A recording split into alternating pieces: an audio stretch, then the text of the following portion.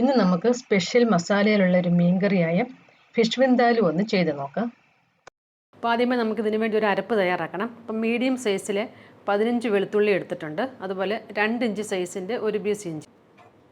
ഇതിലോട്ട് 3/4 ടീസ്പൂൺ കടുക് ഇട്ട് കൊടുക്കാം.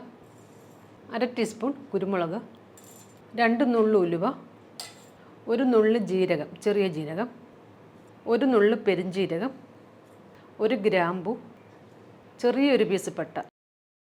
ഇതിലോട്ട് 1/4 ടീസ്പൂൺ മഞ്ഞൾപ്പൊടി ഇട്ട് കൊടുക്കാം. 3 ടേബിൾ സ്പൂൺ മുളക് പൊടി. ഇനി ഇതിലോട്ട് 1 ടേബിൾ സ്പൂൺ ലെമൺ ജ്യൂസ് ഒഴിക്കാം. പിന്നെ കുറച്ച് വെള്ളവും കൂടി ഒഴിച്ചിട്ട് നല്ല പേസ്റ്റ് പോലെ ഒന്ന് അരച്ചെടുക്കാം.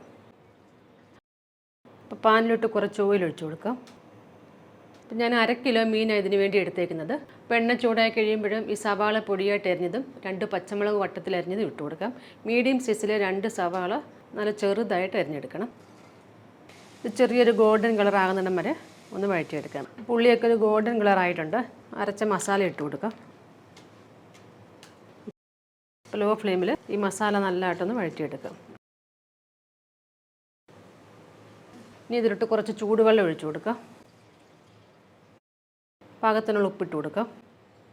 ഈ സമയത്ത് നിങ്ങൾ വിനീഗറാണ് ചേർക്കുന്നെങ്കിൽ വിനീഗർ ചേർത്ത് കൊടുക്കണം. ഞാനിതിലോട്ട് ലെമൺ ജ്യൂസ് ചേർക്കുക.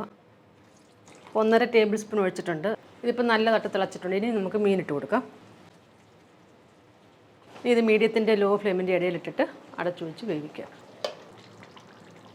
ഇതിപ്പോൾ മീനൊക്കെ വെന്ത് ചാറൊക്കെ നല്ലതായിട്ട് കുറുകിയിട്ടുണ്ട്.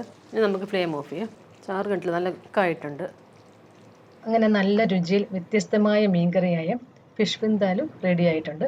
അപ്പോൾ എല്ലാവരും ഉറപ്പായിട്ടും ഒന്ന് ട്രൈ ചെയ്ത് നോക്കണം. താങ്ക്